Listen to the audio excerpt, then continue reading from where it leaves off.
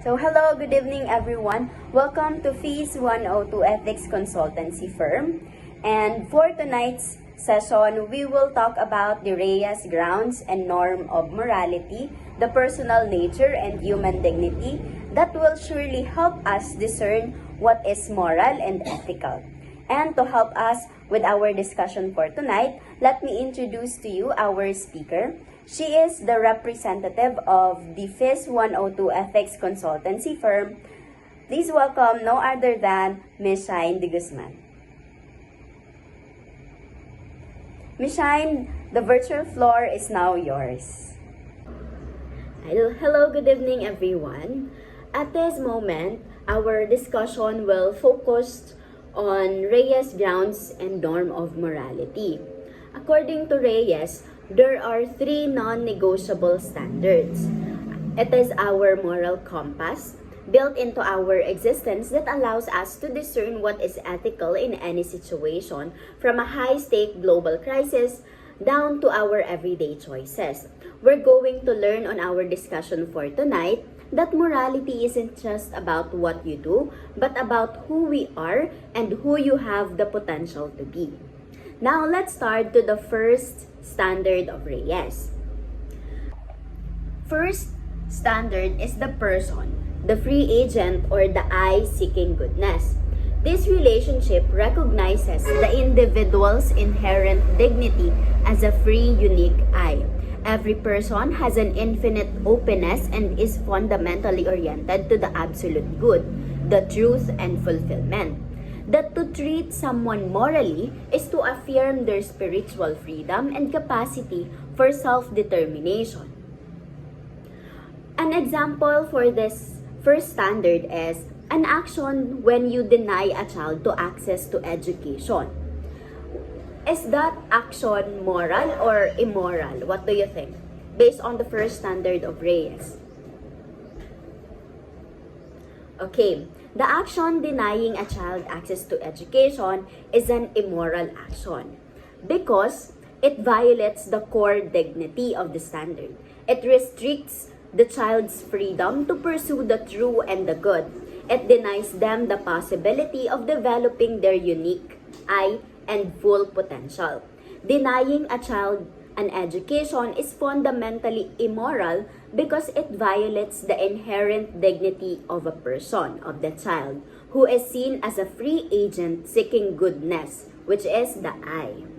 Education, we all know, is an essential tool that unlocks a person's infinite openness to truth and fulfillment. And without it, their potential is capped, and they are restricted from acquiring knowledge necessary to even recognize the diverse form of the good. And this denial directly undermines their spiritual freedom and capacity for self-determination by limiting their life choices and preventing the full development of the unique I, treating them as an object of circumstances rather than a free subject capable of choosing a rational and meaningful life path. Now, let's move on to the second standard of Reyes. The second standard of Reyes is the co-person, or the equal and fully participating community members. That a person's dignity is realized within a community of co-persons. We're all equal and commonly oriented to the same absolute good. The moral imperative is to act toward the maximum communication and reciprocal recognition and affirmation among all persons. This means acting not just for a particular good, but for the good of the totality of the community of persons. An example of this is an action wherein there is a racial or gender discrimination in a workplace. When there is a racial or gender discrimination, is that situation moral or immoral based on the second standard of Reyes? Okay, the racial and gender discrimination in the workplace is a violation of this structural relationship. It means it is immoral. It actively denies an individual the right to participate fully and equally in the communal life. breaking the essential and communal bond, and failing to affirm them as a fellow human being, wherein racial or gender discrimination in the workplace is a severe violation of co-person's principle because it actively breaks the essential communal bond by denying someone for the right to equal and full participation in the search for the absolute good. And by rejecting a person on characteristics like race or gender, the community, and in this case the company, fails to uphold the moral imperative of active reciprocal recognition and affirmation, essentially treating that individual as less than a fellow human being, and denying them a voice and role in the collective pursuit of the good for the entire community. And the last non-negotiable standard for Reyes is the cosmos, or the embodied life and basic needs. This relationship establishes that a man is an embodied person, meaning they are present to themselves and the world through their body. Therefore, respecting the persons means respecting them in their embodied presence, including their physical life and bodily integrity. This requires providing all the basic material needs such as food, shelter, and supportive physical environment.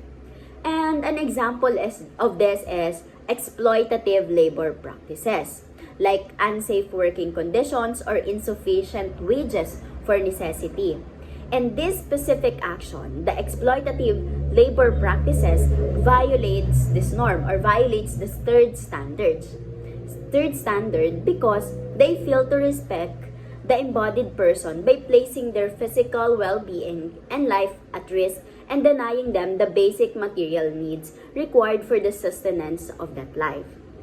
And exploitative labor practices such as unsafe working conditions or insufficient wages are a moral violation of the cosmos relationships because they show a profound disrespect for the person as an embodied being. These practices place the worker's physical life and bodily integrity at direct risk, failing to recognize that the person is present to the world through their body. By denying the basic material needs like food, shelter, and that fair wages would provide, the employer actively undermines the very physical sustenance required for the worker to live and function, treating their body as a disposable tool rather than an essential foundation for their human dignity. The ethical standard or norm of morality is the personal nature and dignity of man. This means that the core measure of right and wrong is whether an action respects the individual worth, which is defined by the three relationships that we have discussed. Number one, as a free agent, the I, who is open to truth and goodness, and the second, the co-persons, linked to a community, demanding mutual respect and affirmation among everyone. And last is the embodied spirit, intrinsically connected to the cosmos, which requires respecting their physical life and basic needs. And to act morally is to act toward the fuller and more total personal existing for all.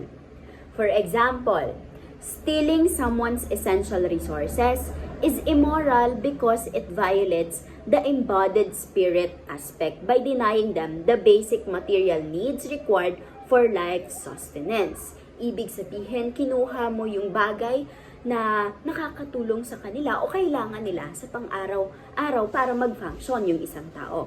So it's immoral because you are stealing someone or you are stealing the basic material needs required for life's sustenance.